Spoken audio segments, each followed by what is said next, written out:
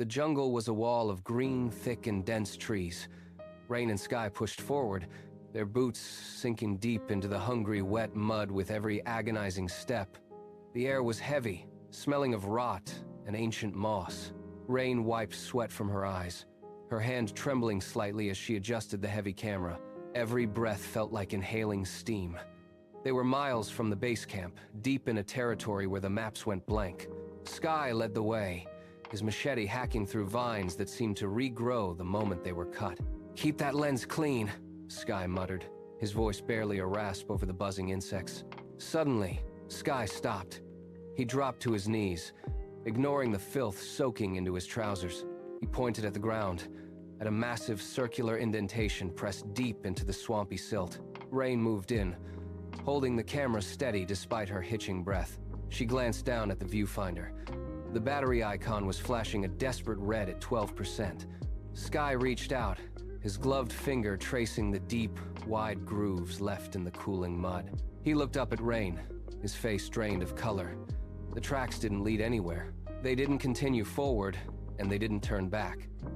It was as if whatever made them had simply ceased to exist. "They just vanish," he whispered, his eyes searching the shadows. Then, the world went dead. The screeching cicadas, the constant drone of the jungle stopped mid-note. The silence was louder than the noise had been. Sky's jaw tightened, his eyes locking onto the canopy above.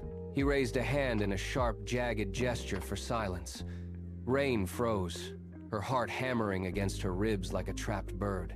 She slowly tilted the camera upward, scanning the thick, tangled branches of the ancient banyan trees. Above them, the shadows seemed to shift and coil. A heavy branch snapped with the force of a gunshot, followed by a rhythmic, heavy rustling that made the very air vibrate with dread. Rain caught it first. A glimpse of a thick, muscular tail coiling around a limb directly over their heads. Sky moved with agonizing slowness, reaching for the snake hook on his pack. "Move back," he breathed, his voice a ghost of a sound. Toward the clearing, now.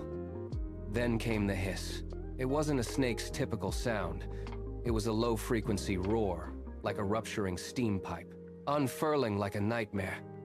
The cobra flared a hood wider than a man's torso. Its eyes were milky, blind, but focused. Sky realized it then. The beast wasn't looking at them. It was locked onto the glowing red light of the camera. "Run!" he bellowed.